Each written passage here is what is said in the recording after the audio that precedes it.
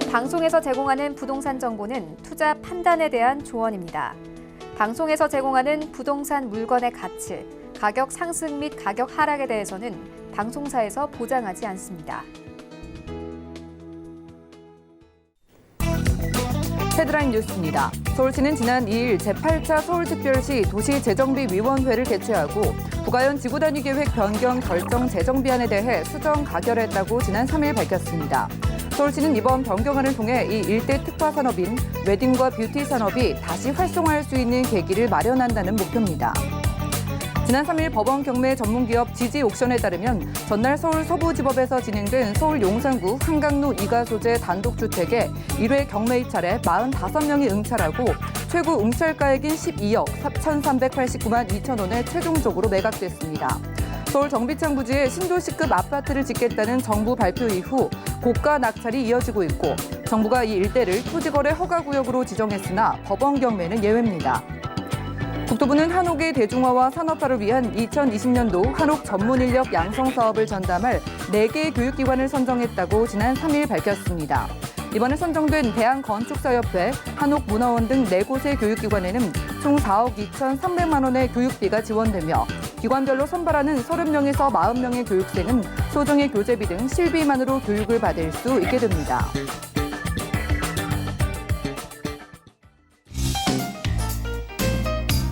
안녕하세요. 손에 잡히는 부동산 정보, 부동산 올인원을 민채합니다.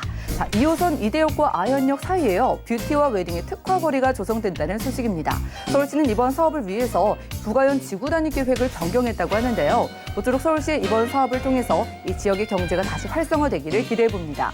오늘 부동산 올인원과 함께 하시면서 맞춤 투자 계획 세워보시고요.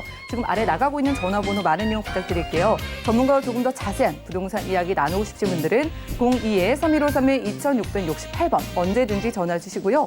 무료 문자 참여도 가능한데요. 013-3366-0110번도 많은 참여 부탁드립니다. 그리고 저희가 제공해드린 정보는 전문가들의 조언일 뿐 부동산의 가치와 수익률을 보장하지 않는다는 점 기억하시면서 끝까지 유익한 시간 함께 하시기 바라고요. 바로 출발해 볼게요.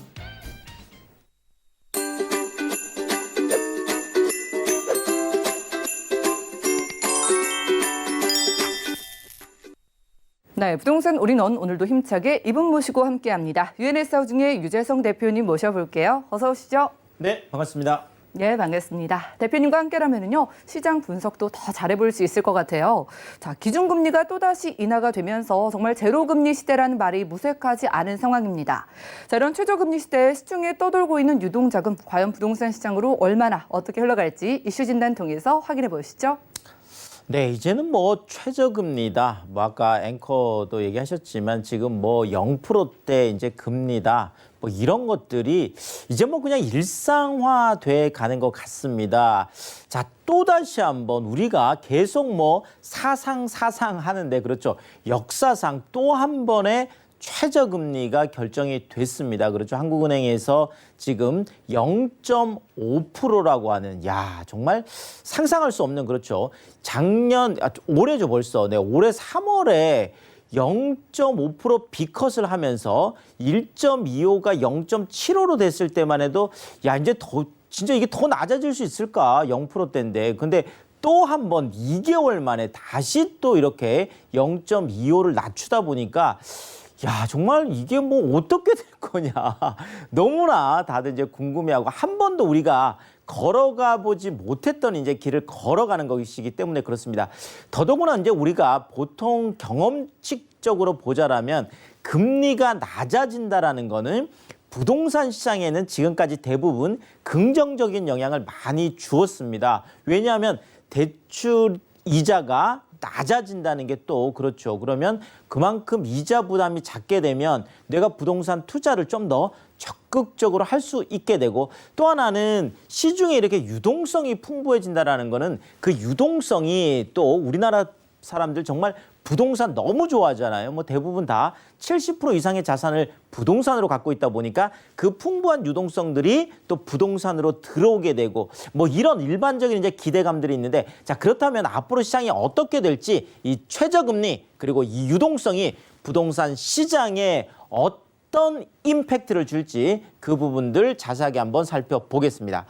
자, 일단 지금 현재 그러니까 보통 이렇게 기준금리 인하가 되고 나면 뭐 그것이 이제 실질적으로 시중은행 금리에 이제 반영이 되려고 하면 조금 시간이 걸리는데 이번에는 조금 다들 더 빠르게 움직이고 있는 것 같습니다. 아직 반영이 안 된 상태에서도 이미 시중은행의 뭐 예금금리는 그러니까 0.75% 기준금리 그 상황이 한 2달 정도 됐었잖아요. 그 상황에서 이미 대부분의 1년 만기 정기 예금 시중은행 금리가 0%대였는데 이것이 지금 이제 더 낮아질 것 같다라는 거죠. 그러니까 지난주에 기준금리를 인하를 했는데 벌써 이번 주에 시중은행들이 0.2%씩 0.3%씩 지금 추가 인하하는 움직임들이 지금 나타나고 있거든요.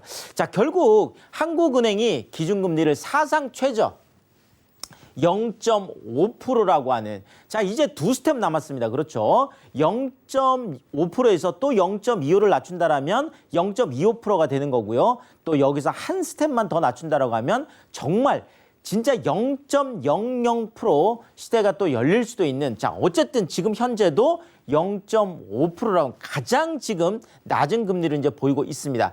자, 이렇게 금리가 낮아지고 더더구나 이번에 그 지금 뭐 어제였나요? 지금 국회 지금 이제 막 이제 시작이 아마 오늘도 뭐 얘기로는 지금 내일은 무조건 뭐 본회의 열리게 하겠다. 지금 뭐 정부 여당 쪽에서는 좀 강하게 지금 얘기를 하고 있는 것 같은데 그 중요한 것 중에 지금 하나가 3차 추경 얘기죠. 지금 3차 추경이 지금 발표가 된 게 35조 그렇죠. 35조 지금 3천억이라고 하는.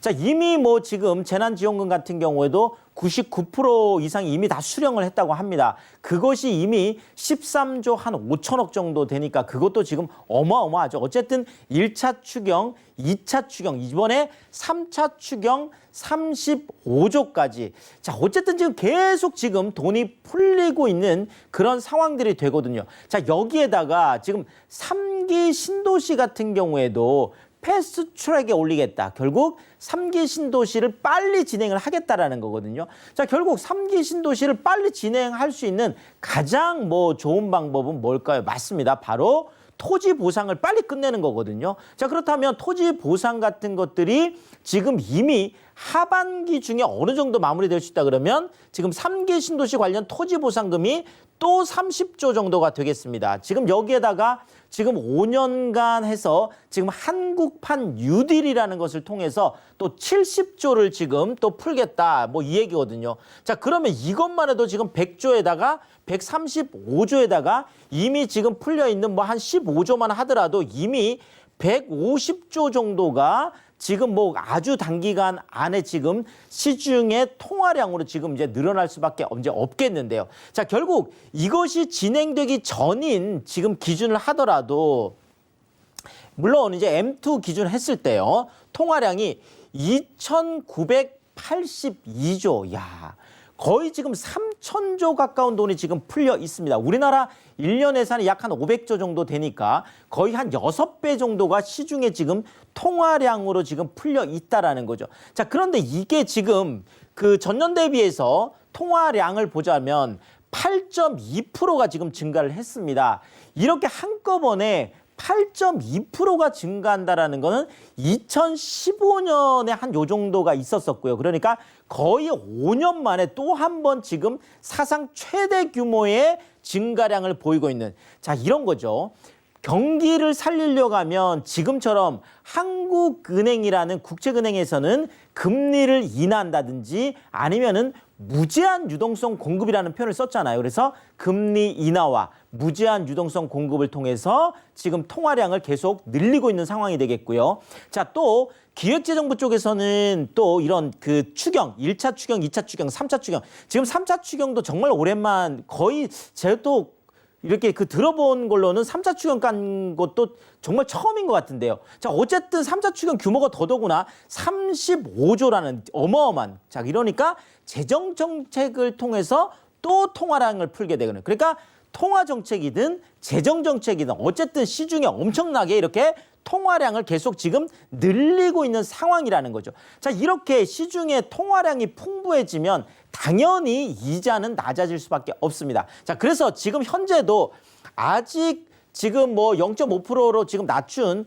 이 기준금리가 반영이 안 된 상태에서 지금 파악을 해보더라도 지금 뭐 신한이라든지 뭐 하나은행이라든지 우리가 아는 그 5대 지금 시중은행들의 1% 이자, 그러니까 뭐 내가 1년 그 뭐 10억을 만약에 이렇게 맡겼다 그러면 거기에 대해서 1%라고 하면 그렇죠. 1,000만 원 정도 되는 거죠. 1년에 한 달에 100만 원이 안 되는. 자, 이렇게 1% 이자를 주는 곳도 14개 상품 중에서, 그러니까 5대 은행에서 지금 그 출시한 1년 만기 정기 그 예금 그 출시된 상품이 한 14개 정도 되는데 그 중에서도 불과 3개밖에 되지 않는데, 자, 지금 이것도 이제 거의 사라질 판이 되었습니다. 더더구나 지금 최저금리는 어느 정도냐면 0.5%가 되겠습니다. 그러니까 10억을 은행에 맡겨도 1년에 약 한 550만 원 정도를 주니까 약 한 달에 40만 원 뭐 조금 더 줄까 말까 한 이런 것들이 되는 거죠.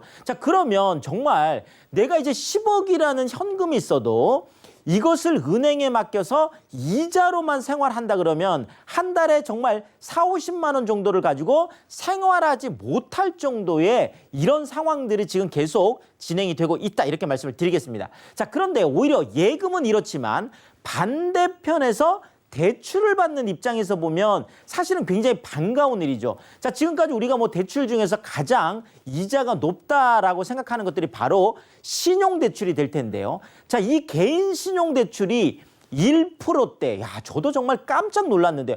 보통 뭐 개인 신용대출 그러면 뭐 높은 것들은 10%가 넘어가는 것들이고 아무리 뭐 그래도 한 6~7% 이 정도는 되는데 1%대의 개인 신용대출들이 지금 나오고 있다라는 거죠. 자, 지금 이미 일반 그 시중은행의 신용대출 평균금리 5대 은행이 이미 2%대 이미 진입을 해 있습니다. 자, 그런데 지금 이제 농협 상품을 제가 이제 그 확인을 해봤는데요. 최대 지금 1억 5천만 원, 그러니까 1억 5천까지 한도로 해서 내가 그냥 개인 신용으로 대출을 받는 거예요. 자, 이것이 지금 최저금리가 1.68%가 되겠습니다. 지금 뭐 신한은행 같은 경우도 약 한 1.78% 이 정도 되던데요. 자, 어쨌든 직장인 대출이 뭐 가장 낮긴 하죠. 직장인들이 개인 신용 대출을 1억 5천만 원까지. 지금 신한 같은 경우 1.78%는 2억 원 한도예요. 자, 어쨌든 이렇게 뭐 신용대출이 1%대라는 게 정말 믿어지지 않는데요. 자, 신용대출이 1%대니까 뭐 우리가 이제 부동산 쪽에서 보자라면 주택담보대출 금리는 뭐 당연히 지금 계속 낮아질 수밖에 없겠고 지금 현재도 대부분이 2% 초반대가 되겠습니다. 그래서 지금 최저가 약 한 2.14% 정도가 되는데 뭐 2.2%, 뭐 2.3% 이 정도 지금 최저금리가 되다 보니까 정말 뭐 신용대출이든 주택담보대출 금리든 이런 것들이 지금 계속 더 낮아질 가능성이 있어서 정말 주택담보대출 금리도 1%대까지 들어올 수 있는 날이 정말 얼마 남지 않았다, 이렇게 말씀드리겠습니다. 자, 또 이렇게 금리가 낮아지니까 뿔난 분들이 계시죠. 바로 집주인분들이 될 텐데 맞습니다. 내가 이거 그냥 전세금 10억 받아놔 봐야 한 달에 뭐 40만 원, 50만 원 이자밖에 안 주니까 그렇죠. 그래서 0%대 이 초저금리에서 전세를 내가 해서 그것을 가지고 수익을 낸다? 야, 이건 뭐 사실상 무의미하다. 뭐 이렇게 되는 거죠. 자, 이렇다 보니까 지금 뭐 4월 달에 전세 거래량이 약 한 6,700건 정도 되는데요. 이 중에서 보면 2월 달에 13,000건인데 한 절반 이상이 날아간 거예요. 자, 그러니까 지금 전세가 지금 월세로 지금 계속 전환이 되고 있고 그러니까 전세는 또 품귀 현상을 겪고 있는 그런 것들이 되겠습니다. 자, 그래서 지금 서울의 지금 아파트 전세가를 보자라면 무려 48주, 그러니까 작년 한 6월, 7월부터 오르기 시작했던 것들이 매매가는 중간에 좀 조정을 받았는데 전세가는 48주 연속 계속 지금 상승 랠리를 하고 있는 모습이 나타나고 있다, 이렇게 말씀드리겠습니다. 자, 뭐 이렇게 금리가 낮아지기 전에도 이미 지금 서울 아파트는 좀 기지개를 그렇죠. 켜고 있는 모습인데요. 자, 지금 KB부동산 쪽에서 지금 내고 있는 그 수치를 보자면 서울 아파트 가격이 0.05% 올라서 2주 연속 상승이다. 이렇게 지금 결과를 내고 있고요. 지금 부동산 114 같은 경우에도 지금 그 0.01% 뭐 상승했다라고 해서 지금 뭐 9주 만에 또 이제 반등 얘기가 나오고 있고 지금 뭐 한국감정원이 가장 보수적인데요. 한국감정원 같은 경우에도 이제 보합까지는 들어왔다. 자, 기관마다 조금 다르긴 하지만 어쨌든 간에 지금 보합이든 상승 쪽으로 지금 돌아서고 있는데 자, 지금 광진 같은 경우가 한 뭐 0.19, 노원 뭐 0.18 이렇게 강북 쪽들이 지금 높습니다. 그래서 강북이나 비강남권 쪽이 지금 좀 상승을 이끌고 있다. 이렇게 보여지고 있고요. 자, 강남 같은 경우에도 회복세에 뚜렷하게 지금 들어서고 있어서 곧 지금 반등 쪽으로 갈 가능성이 높습니다. 이미 서초 쪽이라든지 송파 쪽들은 약간 지금 상승 쪽을 나타내고 있거든요. 자, 매매 수급 지수 그렇죠. 이거 지금 또 중요한 수치인데 자, 94.9에서 95.5, 96.2 이렇게 계속 상승세를 보이고 있어서 지금 수요 쪽인 측면도 지금 계속 좀 늘어나고 있는 지금 뭐 사고 싶어하는 마음들이 조금 또 살아나고 있다라는 거죠. 자, 이렇게 결국 넘치는 유동성 안에서 어떻게 하면 우리가 뭐 수혜를 받는 부동산 쪽을 좀 투자를 해볼까 생각을 해본다면 자, 일단은 금액적으로는 9억 원 이하 쪽이 그렇죠. 자, 9억 원 이하 쪽들이 대출이 특별한 규제가 없습니다. 자, 9억 넘어가고 15억 넘어가면 아예 저게 없으니까. 자, 더더구나 9억 원 이하 중에서도 6억 원 이하 같은 경우에는 주택금융공사에서 실수요자들 같은 경우에는 조정대상 지역 같은 이런 그 소위 말하는 규제 지역 안에서도 최대 70%까지 LTV 그렇죠. 뭐 받을 수 있기 때문에 실질적으로 앞으로 시장은 9억 이하 그것도 6억 이하 시장들이 지금 계속 좀 상승 랠리를 보일 가능성들이 지금 높아지고 있습니다. 자, 또 하나가 비규제 지역들이죠. 비규제 지역 같은 경우에도 70%까지 대출이 되기 때문에 자, 그만큼 뭐 9억 이하든 비규제 지역이든 대부분이 대출을 많이 받을 수 있는 쪽들이 좀 더 그 혜택을 볼 수 있겠죠. 그만큼 이자가 낮아지니까요. 자, 또 하나가 중장기적인 투자. 자, 이제는 단기적으로 내가 그냥 그 수익을 보는 것들은 어렵습니다. 세금 부분도 있고 이제 분양권 전매 제한이라든지 이런 것들이 있기 때문에 자, 더더구나 이렇게 대출이자 우리가 레버리지 이펙트를 사용하는 경우에는 그만큼 시간이 지나면 지날수록 내가 중장기적인 투자를 하면 할수록 그만큼 혜택이 커지는 거거든요. 그래서 앞으로는 중장기적인 가치 투자 이런 부분들을 선택했을 때 지금 이런 저금리 시대에 성공 투자할 수 있겠다. 이렇게 정리를 드리겠습니다. 네, 오늘 부동산 이슈 진단 시간에는요. 제로금리 시대의 유동자금과 부동산 시장의 흐름까지 짚어드렸습니다. 0%대 금리에 이제는 뭐 은행 이자보다는요. 월세 쪽 부동산을 선호하시는 분들이 늘어날 수밖에 없다는 분석을 내려주셨고요. 서울 안에서도 공급이 좀 부족한 지역 그리고 아직은 저평가된 지역의 상승세가 예상된다는 말씀해 주셨습니다. 자, 이렇게 유동자금이 흘러 들어갈 수밖에 없는 부동산 시장 저희 대표님과 함께 정보체크 시간에 한 지역 가볼게요. 기회부터 만나보시죠. 자, 부동산 정보체크 유재성 대표님과 오늘 가볼 지역은요. 서울시 강서구 등촌동인데요. 5호선 발산역 근처에서 방 2개짜리 아파트 찾아보겠습니다. 아파트의 가격 보시죠. 약 3억 1,400만 원에서 3억 1,800만 원 예상되네요. 자, 한국판 실리콘밸리라는 별명을 가지고 있는 마곡 근처로 가보려고 합니다. 자, 강서구 등촌동인데 등촌동이 마곡 중심으로 어디쯤에 위치해 있는지랑 호재 한 번에 만나볼까요? 자, 일단은 뭐 그렇죠. 지금 산업단지를 끼고 있는 그러니까 뭐 일자리가 그만큼 이제 늘어난다라는 거죠. 자, 이런 것들이 일반적인 지역들보다 이제 굉장히 많이 올라갔다라는 것들이 지금 계속 결과들이 나타나고 있습니다. 뭐 당연히 우리가 뭐 가장 대표적인 것들이 이제 판교 같은 것들을 볼 수 있겠죠. 자, 판교에 이제 많은 일자리들이 있는데 판교 테크노밸리 같은 경우에 지금 그 판교 바로 앞에 있는 30평대 아파트가 20억을 그렇죠. 지금 넘어섰습니다. 자, 이러다 보니까 지금 뭐, 야 잠실 거의 그렇죠 육박을 하고 있죠. 자 여기에다가 광교 테크노밸리 같은 경우도 마찬가지도 여기도 지금 그 중 S클래스라는 바로 그 아파트가 지금 18억 뭐 호가는 19억까지 가다 보니까 다들 깜놀 하고 있는데 자 그만큼 앞으로는 이런 4차 산업 일자리들 IT 기업들이 좀 이렇게 주목하고 있는 이런 대규모 산업단지 쪽 있는 쪽들을 우리가 잘 봐야 될. 자 그중에서 지금 서울 바로 한복판 안에 그렇죠. 지금 서울 안에 있는 곳은 유일한 곳이 있는데요. 바로 그것이 한국판 실리콘밸리라고 하는 실제로 마곡지구를 그 조성을 할 때는 실리콘밸리 미국에 있는 실리콘밸리를 벤치마킹 하겠다 아예 그렇게 정하고 했거든요. 자 그래서 한국판 실리콘밸리 우리가 대한민국의 서울의 R&D 쪽에 리서치 앤 디벨롭먼트 그러니까 연구 개발 쪽의 심장이라고 할 수 있는 그렇죠. 앞으로 4차 산업을 이끌어가고 앞으로 한국의 미래 산업을 이끌어가는 정말 실리콘밸리 같은 그런 역할을 하는 곳이죠. 자, 이곳에 바로 미래 가치 앞으로는 이런 쪽으로 우리가 투자를 해야 되겠습니다. 더더구나 지금 그 마곡 쪽이 이렇게 좀 주목을 더 받는 이유는요.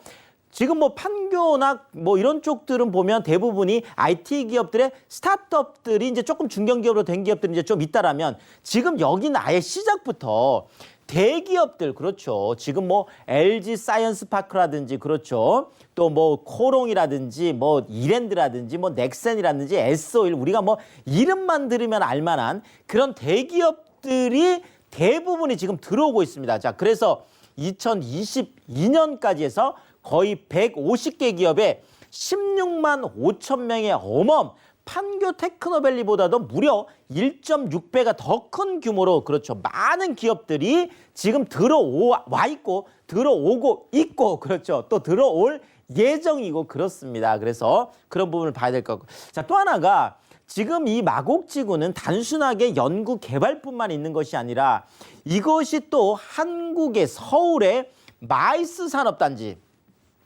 자, 우리가 보통 미팅, 기업회의, 인센티브, 포상관광 그 C는 이제 컨벤션, 국제회의, 익스비션 그러니까 전시전람. 자, 요런 우리가 그냥 코엑스를 생각하시면 될 것 같아요. 삼성동에 있는. 자, 삼성동 코엑스의 기능을 또 그 서쪽에서 지금 이제 할 수 있는 곳들. 바로 그래서 지금 그 마곡 쪽은 공항철도가 지금 연결이 되어 있잖아요. 인천공항까지 쭉 가는 것들이. 자, 그것이 이제 마이스 복합단지를 만든다라는 것인데 바로 이 마이스 복합단지가 월드컵 경기장 9배 규모. 그러니까 지금 코엑스가 약 한 45만 제곱미터가 되는데 지금 여기가 한 50만 제곱미터가 되니까 삼성동 코엑스보다 더 큰 이런 마이스 복합단지가 이제 2021년 지금 내년 당장 착공입니다. 자, 이런 것들이 다 완성됐을 때 마곡의 미래 가치 어마어마하다라는 거죠. 자, 지도를 좀 보면 좀 이해가 빠르실 텐데요. 자, 지금 마곡은 양천, 향교역, 마곡, 나루역, 마곡역, 발산역 이렇게 4개의 섹터로 이루어져 있습니다. 자, 그런데 지금 이쪽은 9호선, 공항철도, 5호선 이렇게 3개 노선이 지금 또 지나가고 있는 곳이죠. 자, LG 사이언스파크 가장 크죠. 지금 뭐 22만 명의 LG 화학, LG U 플러스 뭐 LG 붙은 모든 다 연구 들어오는 거죠. 코롱, S-오일, 이랜드 또 뭐 오스템, 넥센, 롯데중앙연구소까지 다 들어와 있는데 지금 2대 서울병원도 이미 1000병상 정도로 들어와 있습니다. 자, 지금 이쪽 스퀘어, 이쪽은 전부 다 그렇죠. 기업들이 다 들어와 있는데 지금 아파트 지역은 저쪽 그렇죠. 왼쪽 편으로 돼 있고 오른쪽 편에는 주거 지역이 딱 이렇게 바로 붙어 있습니다. 이 붙어 있는 지역이 바로 등촌동이 되겠습니다. 자, 그래서 이 도로 하나를 사이에 두고 여기는 산업단지고 여기는 이제 등촌동의 주택가인데 이 등촌동 주택가 지금 가장 번화한 NC백화점이 있는 바로 그 지역이 되겠죠. 바로 이 발산역에서 도보 한 3분이 조금 넘는 거리 거기에 있는 소형 아파트이기 때문에 마곡 그 지구에서 직주 근접으로 그냥 걸어 다닐 수 있는 거리다. 이렇게 정리를 드리겠습니다. 네, 강서구 등촌동에서 만나보고 있고요. 4차 산업개발의 이 핵심지, 심장과 같은 지역에서 아파트를 또 찾아주신 이유가 있을 것 같아요. 전략 어떻게 세워볼까요?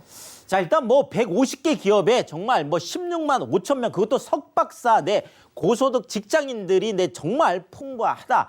자, 서울 이제는 주변에서 이제 예전에 마곡 그러면 정말 서울의 끝이었어요, 강서. 자, 그렇지만 이제 그 옆으로 부천 대장지구라든지 계양 테크노밸리 이런 것들이 들어오면서 서부권의 IT 지금 밸리를 만들다 보니까 이제는 뭐 직주 근접 고급 주거지로 오히려 우뚝 서게 생겼습니다. 뭐 지금 4억에 2014년 4억 분양했던 게 지금 11억, 12억이니까 뭐 당연하겠습니다. 자, 여기에 방 2개, 거실, 주방, 욕실. 지금 1, 2인 가구들 젊은 직장인들이 너무나 좋아하는 그렇죠.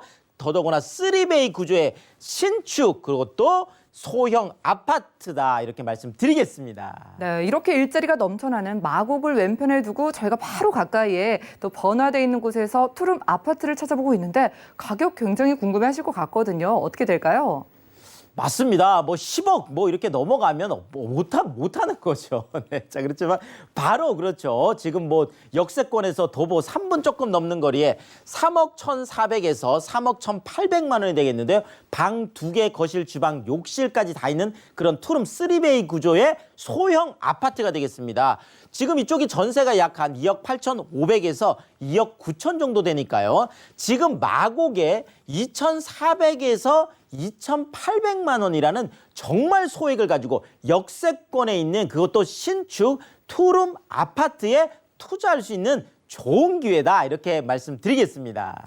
네, 일자리가 넘치는 마곡 바로 근처에서 강서구 둥촌동의 투룸 아파트 만나봤고요. 상담 원하신 분들은 아래 전화번호 02-3153-2668번 많은 연락 부탁드립니다. 그럼 이 시간 알차게 채워주신 유재성 대표님과는 인사 나눌게요. 고맙습니다. 감사합니다. 오늘 함께한 정보는요. 네이버 TV에 SNTV 부동산 사람들 들어오시면 언제든지 다시 한번 확인이 가능하고요. 유재성 대표님의 부동산 정보들 정리해 보시죠.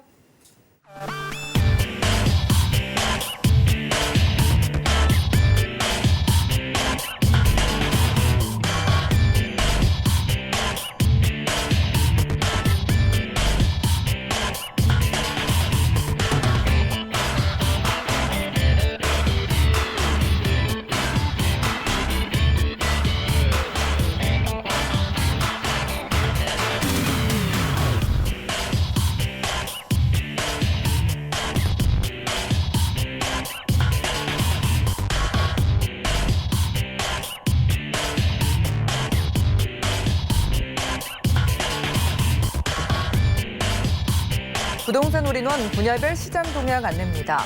대출 관련 기준금리 동향 소식입니다. 5월 28일 한국은행이 임시금융통화위원회를 열고 기준금리를 연 0.5%로 내리기로 결정했습니다. 또한 은행연합회는 4월 신규 취급액 기준 코픽스가 1.2%로 전월 대비 0.06%포인트 하락했다고 공시했습니다. 5월 전국의 주택사업 경기 실사지수는 60.7로 전월 대비 18.6포인트 상승했습니다. 다만 4개월째 코로나19 상황이 지속되면서 주택사업 추진상 어려움과 위험이 당분간 지속할 것으로 전망됩니다. 부동산 올인원 시청자 참여 방법입니다. 02-3153-2668번으로 전화 주시거나 013-3366-0110번으로 상담 원하시는 내용을 문자로 남겨주시기 바랍니다. 방송이 끝난 후에는 서울경제TV 홈페이지와 네이버 TV의 SNTV 부동산 사람들을 통해 시청자 참여가 가능합니다.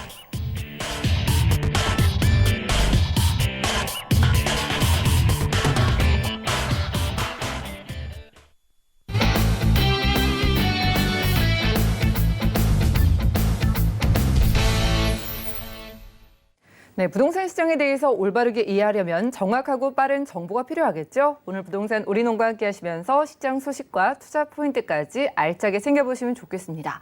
오늘은 이분 믿고 따라가 볼게요. 부동산 미디어 그룹의 류지만 팀장님 모십니다. 어서 오시죠. 네, 안녕하세요. 네, 반갑습니다. 자, 요즘 경제적으로도 또 코로나19도 그렇고 참 힘들다 보니까 내 소중한 종잣돈을 어디에 투자해야 될지 참 많이 고민을 하시거든요. 오늘 어디로 가볼까요?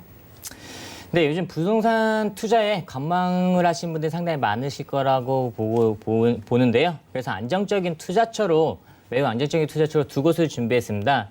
부동산 투자의 1순위라 할 수 있는 강남구 안에서도 역삼동 다세대 주택과 서울에서 가장 큰 변화가 이루어지고 있는 영등포의 도시형 생활주택을 준비했습니다.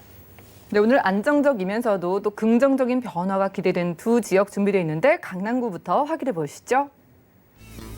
자, 부동산 정보 체크 팀장님과 첫 번째로 가볼 곳은요. 서울시 강남구 역삼동인데요. 2호선과 분당선 함께 지나는 설릉역 근처에서 방 2개짜리 다세 주택 찾아보겠습니다. 가격 보시죠. 약 5억 3천만 원에서 5억 4,800만 원 예상되네요. 자, 강남구 역삼동은요, 그 어느 지역보다도 수요가 많기 때문에 안정적이라는 좀 표현을 써주신 게 아닐까 싶은데 이 지역 어떨까요? 네, 강남구 하면 전국민이 알고 있는 부동산으로 손꼽히는 지역이 바로 강남구가 되겠는데요. 그중 안에서도 역삼동 다세대 주택을 추천드리겠습니다. 얼마 전 큰 이슈가 있었는데 바로 국토교통부에서 공시가 가격안을 발표했는데 그중에서도 자료화면 보시면 서울시가 가장 높게 13% 올랐다고 볼 수가 있겠는데요. 그중 서울 안에서도 강남구가 상승률 1위를 기록하며 무려 25%나 올랐습니다. 가장 높게 올랐다고 볼 수가 있겠는데 이렇게 높게 오른 이유는 강남발 대형 호재, 바로 국제교류 복합지구 호재와 또 강남이란 지역의 공급의 희소성, 또 수많은 직장인들의 수요층 때문에 그렇다고 볼 수가 있겠는데요. 이런 현 시점에서 인구는 감소하고 있지만 세대수는 1, 2인 가구 수는 증가하면서 세대수는 점점 증가한다고 볼 수가 있겠는데 많아지는 증가하고 있는 세대수만큼 인기 있는 지역에 관심이 쏠리는 현상은 계속해서 이어질 것으로 보여지기 때문에 강남구에 이렇게 인기가 많이 몰리고 있다고 볼 수가 있겠습니다. 네, 이 지역의 입지를 한번 소개해드리면 성능역 도보 4분 거리 내에 있는 역삼동 다세대 주택이 되겠습니다. 성능역은 2호선과 분당선이 지나가는 더블 역세권이라고도 할 수 있겠는데요. 2호선 같은 경우는 대표적인 업무 노선으로 서울 전 지역을 순환하는 순환 노선이 되겠고 분당선은 강북으로 이어지는 매우 중요한 노선이 되겠습니다.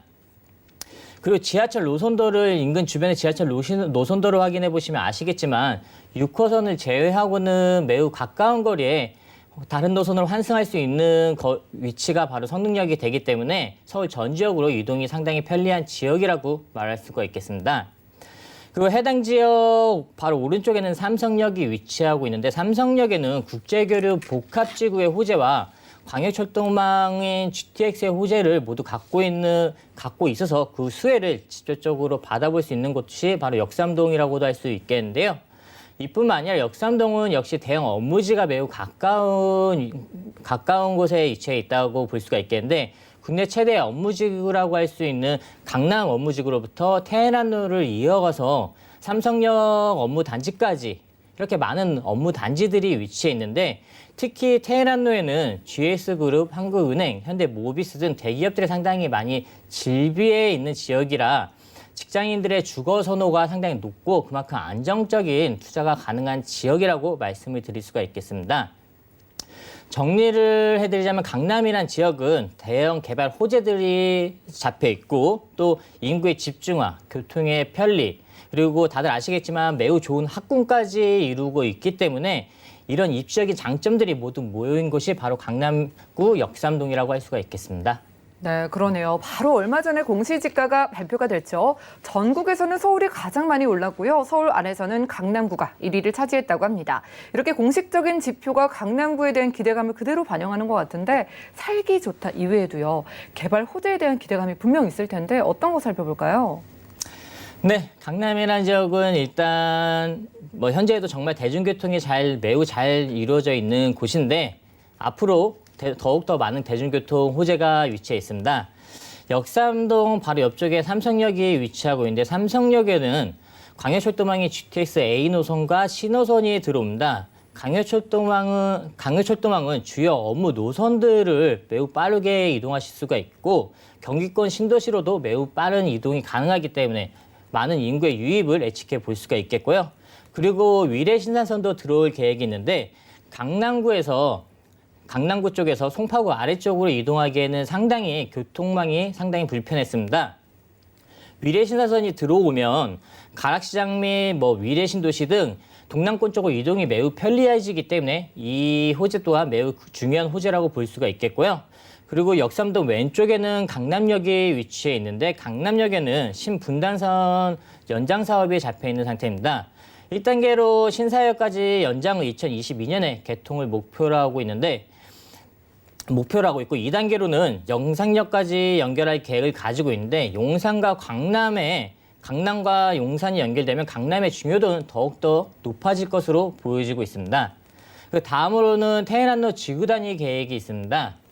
테헤란로에는 지어진 지 15년 이상이 된 오래된 건물들을 리모델링할 수 있게 해주는 사업이 되겠는데요.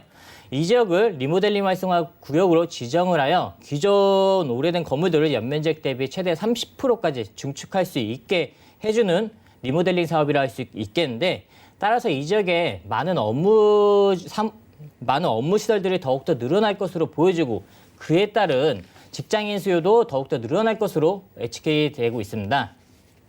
네, 마지막으로는 강남 지역의 가장 핵심적인 호재인 바로 마이스 산업단지인 국제교류 복합지구 호재가 있습니다. 삼성동의 코엑스부터 잠실 종합운동장까지의 일대를 마이스 산업단지로 육성할 계획을 가지고 있는데요.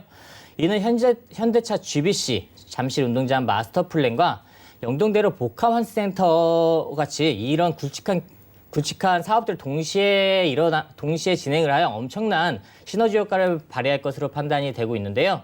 그중 하나인 현대차 GBC 센터 같은 경우는 바로 현대차 글로벌 비즈니스 센터가 되겠는데 올해 착공에 들어갈 계획을 가지고 있습니다.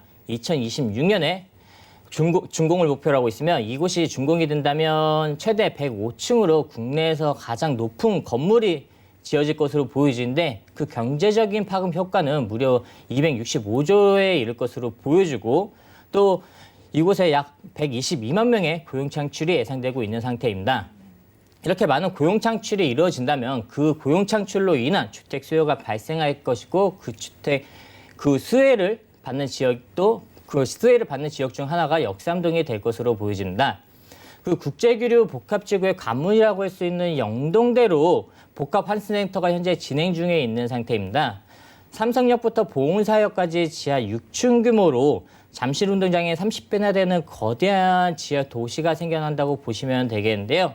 이 안에는 다양한 편의시설, 또 광해철도망의 GTX, 위례신사선, 지하철, 택시, 버스 등 다양한 교통들이 들어와서 하루 이용객이 60만 명 이상이 되는 대규모 환승 섹터로 만들어질 계획을 가지고 있는데요. 또한 코엑스와 현대차 GBC를 연계하여 상업, 여행, 문화, 예술 공간 등 다양한 즐길거리가 있는 곳으로 만들어질 것으로 보여집니다. 네, 이렇게 많은 호재들로 인하여 더욱더 개발이 되는 강남이 되겠고 그에 따른 더욱더 많아지는 고용 창출과 또 더욱더 편해지는 교통으로 인하여 집가 상승을 기대해 볼 수 있는 곳이 바로 강남구 역삼동이라고 할 수가 있겠습니다. 네, 강남구 역삼동에서 함께하고 있습니다. 교통이 여기서 더 좋아지고요. 여기다가 업무시설까지 들어오게 되면은 미래가 더 밝을 수밖에 없겠습니다. 자, 좋은 건 알지만은요, 강남 하면 일단 비쌀 것 같으니까 엄두조차 못 내시는 분들이 많으시거든요. 저희 여기서 투룸 만나본다면 가격 부담 좀 덜어볼 수 있을까요? 네, 강남구 안에서도 저렴한 가격으로 나와 있는 상태인데요. 이 지역의 시세는 5억 3천만 원에서 5억 4,800만 원대로 형성이 되어 있고 전세가는 높게 형성돼서 4억 5천에서 4억 6천만 원 정도가 예상되고 따라서 전세를 안고 투자하실 경우 8천에서 8,800만 원 정도로 투자가 가능한 지역이 되겠습니다.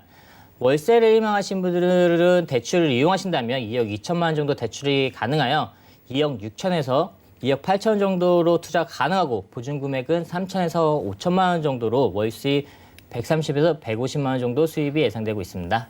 네, 가격까지 살펴드렸습니다. 그래도 강남 안에서는 가격 부담을 좀 덜어볼 수 있다고 하니까 용기를 내신 분들도 계실 것 같아요. 강남구 역삼동에 투자할 때는 포인트 어떻게 잡아보는 게 좋을까요? 네, 강남 지역 중 지하철역과 먼 거리에 있는 곳은 거의 없다고 보실 수 있겠는데요. 그래도 더블 역세권인 성능역에서 도보 4분 거리에 다세대 주택을 추천드리겠고 또 강남지구와 삼성역 업무단지의 풍부한 직장 수요가 뒷받침되고 있어서 그만큼 안정적인 투자가 가능한 곳이라고 볼 수가 있겠고 마지막으로 이 지역은 주택 공급의 희소성 때문에 주택의 시세를 파악하기가 쉽지가 않은데 꼭 전문가와 함께 임장을 활동하셔가지고 직접적인 가성비를 확인하셔서 직접적인 투자를 해보시는 게 좋을 것 같습니다. 네, 그 어느 곳보다 안정적인 지역이라고 강조해 주셨습니다. 강남구 역삼동에서 투룸 만나봤고요. 다음 지역도 살펴보시죠. 자, 부동산 정보체크 류지만 팀장님과 두 번째로 가볼 곳은 서울시 영등포구 영등포동이네요. 5호선 영등포 시장역 근처에서 이번에 방 2개짜리의 도시형 생활주택 만나보겠습니다. 가격은요, 약 3억 5천만 원에서 3억 7천만 원 예상되네요. 자, 이 지역은 변화가 큰 지역이다라고 소개해 주셨는데요. 영등포구 영등포동 하면 저도 그렇고 많은 시청자분들이 좀 낙후됐다, 낡았다라는 이미지를 좀 떠올리시거든요. 지금 요즘 요곳 입지 어떨까요? 네, 최근 몇 년간 가장 많은 변화가 이루어지는 곳을 뽑는다면, 서울 안에서 뽑는다면 영등포와 청량리가 되겠는데 그중 영등포를 소개해 드리겠습니다. 영등포는 서울에서 1인 가구 밀집도가 강남구 마포구 다음으로 가장 높은 3위에 해당하는 지역이라고 말씀을 드릴 수가 있겠는데요. 세대수 인구 비율을 보면 1인 가구가 무려 80%에 육박하는 지역이라는 것을 아실 수가 있겠습니다. 이렇게 1인 가구 수의 증가로는 풍부한 직장인 수요가 존재하고 있어서 그렇다고 볼 수가 있겠는데요. 따라서 공실 걱정 없이 안정적인 투자가 가능한 지역이 바로 영등포가 되겠습니다. 소개해드린 것은 여의도를 도보로 10분 안에 갈 수 있는 곳이 되겠고, 또 영등포 시장역에서 도보 4분 거리에 도시형 생활주택을 소개해드리겠습니다. 조금 더 이동하시면 1호선 영등포역이나 신길역까지도 이용하실 수 있겠는데요. 따라서 이 지역에 실제 거주하시는 분들은 직장인들이 상당히 많고, 그 직장인들은 1호선을 이용하여 가산 디지털 단지나 종로 이쪽 이동하신 분들이 상당히 많고, 또 5호선을 이용하여 여의도, 광화문 이쪽으로 출퇴근하신 분이 상당히 많은 지역이라고 할 수가 있겠습니다. 그 이유는 아직도 인근 도심에 비해 개발이 늦어져서 노후화된 시설들이 남아 있어서 임대가가 저렴하기 때문에 이 지역에 그렇게 많은 직장인들이 거주한다고 볼 수가 있겠는데요. 그리고 또 지하철뿐만 아니라 인근 업무단지들로의 이동도 상당히 수월한 곳이라고 할 수가 있겠는데, 여의도는 아까 말씀드렸지만 도보로 이동이 가능한 거리에 있고, 또 차량을 이용하여 다리 하나만 건너면 상한 DMC, 용산 업무지구, 서쪽으로 마허산업단지까지도 20-30분 내로 출퇴근이 가능한 지역이라고 말씀드릴 수가 있겠습니다. 이렇게 주변에 많은 업무단지들로의 접근성을 보시더라도 앞으로 영등포는 핵심 주거지역으로 자리를 잡을 것으로 예측해 볼 수가 있겠는데요. 그리고 또 주변에 생활 편의시설들도 상당히 잘 구축되어 있는 상태입니다. 타임스퀘어라든지 신세계 백화점, 이마트 등 도보로 이동 가능한 편의시설들이 있고, 또 영등포 시장까지 있어서 구상권과 신상권을 모두 누릴 수 있는 곳이라고 할 수가 있겠습니다. 또 이뿐만 아니라 주변에 여의도공원, 한강, 또 영등포공원이 있어 녹지환경과 여가생활시설까지도 좋은 곳이라고 할 수가 있겠는데요. 따라서 영등포는 업무, 교통, 녹지, 생활편의시설 이 모든 면에서 1, 2인 가구에게 완벽한 입지에 있다고 말씀을 드릴 수가 있겠습니다. 네, 저희가 함께하는 영등포구가 서울 안에서 1인 가구가 3번째로 높은 지역이라고 합니다. 오늘 처음 살피시는 분들은 이런 부분도 참고하시고요. 거기에다가 여의도를 비롯해가지고 여러 업무단지로 출퇴근도 편리하니까 저희가 살펴볼 가치가 있어 보입니다. 자, 이제 본격적으로 앞으로 이곳이 얼마나 좋아질지를 살펴볼게요. 영등포구의 대표적인 호재, 어떤 걸 만나볼까요? 네, 영등포의 개발 호재로는 우선적으로 서울 2030 플랜에 영등포 여의도가 3도심의 축으로 지정이 되었었죠. 따라서 많은 개발 호재들을 가지고 있다고 볼 수가 있겠는데요. 그로 인해 노후화되었던 영등포가 신도심으로 변화할 계획을 가지고 있습니다. 따라서 이 지역의 가장 큰 호재로는 도시재생 사업이라고 할 수가 있겠는데요. 현재 영등포의 대표적인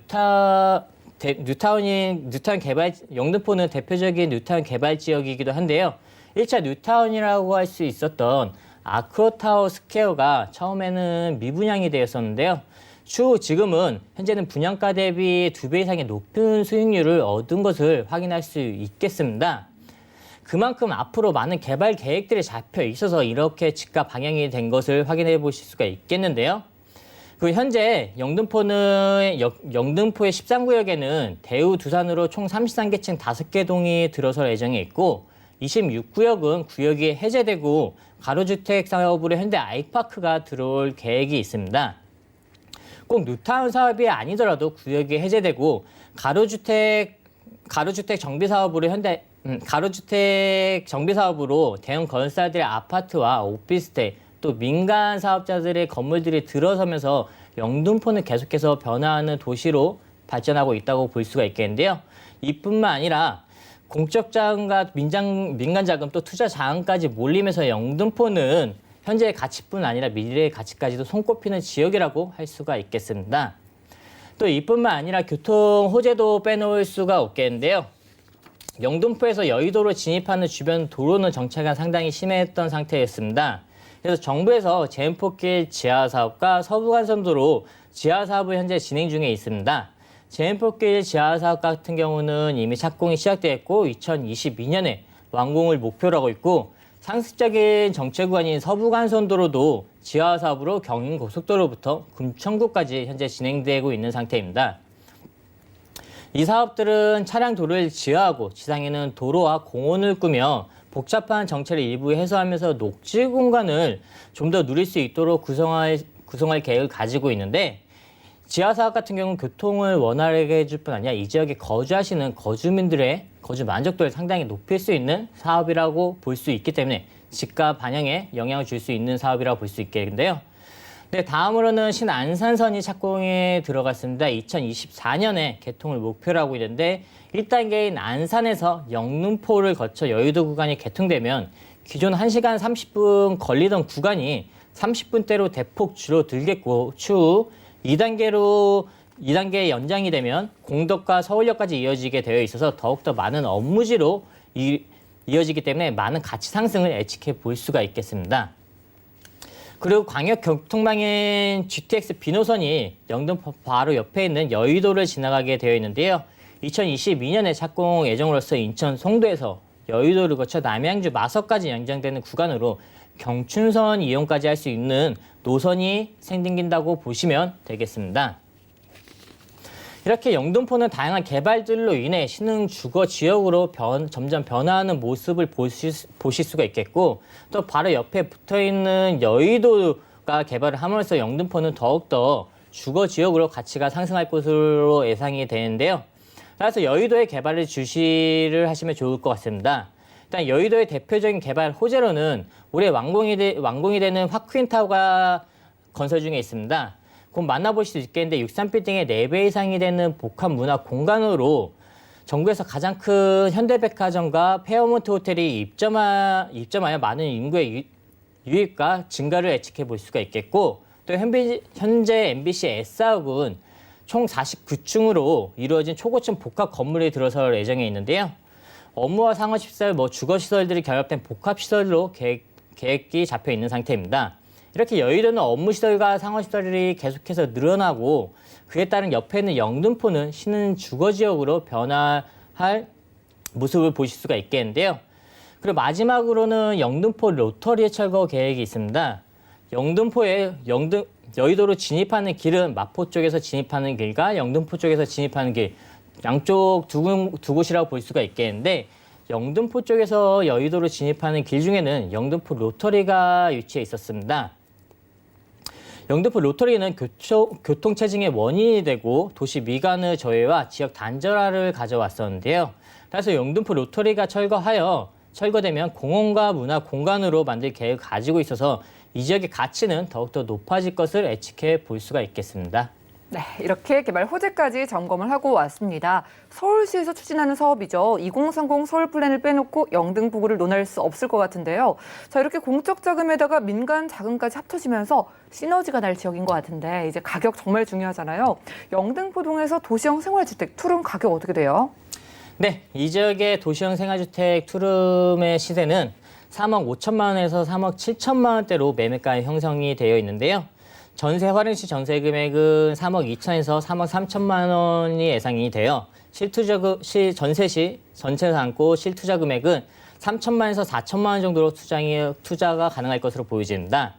월세 활용 시에는 3천만 원의 월수입 100에서 120만 원 정도 수입이 예상되고 대출 이용 가능액은 1억 5천만 원에서 1억 7천만 원 정도 예상이 되어 월세 시 실투자 금액은 1억 7천만 원 정도로 진행이 가능하겠습니다. 자, 이렇게 서울시와 민간 투자까지 활발하게 진행되고 있어서 앞으로의 변화가 기대되는 지역 함께했습니다. 영등포구 영등포동에서 투룸 도시형 생활주택 만나봤고요. 아래 전화번호 02-3153-2668번 언제든지 전화 주셔서 구체적인 상담 나눠가시기 바라겠습니다. 오늘 도움 말씀 주신 류지만 팀장님과는 여기서 인사 나눌게요. 고맙습니다. 네, 감사합니다. 오늘 함께한 정보는요. 네이버 TV의 SNTV 부동산 사람들에서 언제든지 다시 한번 확인이 가능하고요. 팀장님과 함께한 정보들 정리해 보시죠.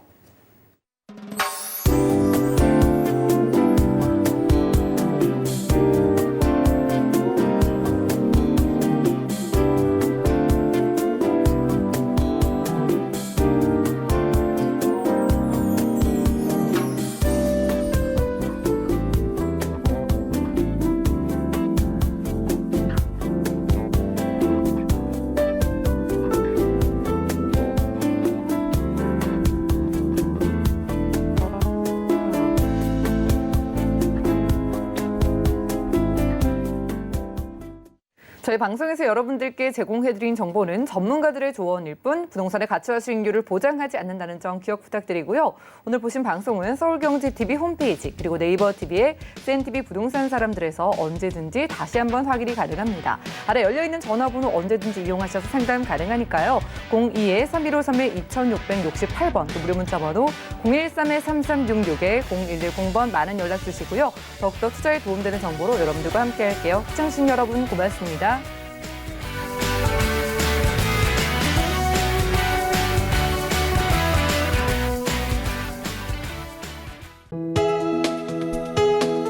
본 방송에서 제공하는 부동산 정보는 투자 판단에 대한 조언입니다.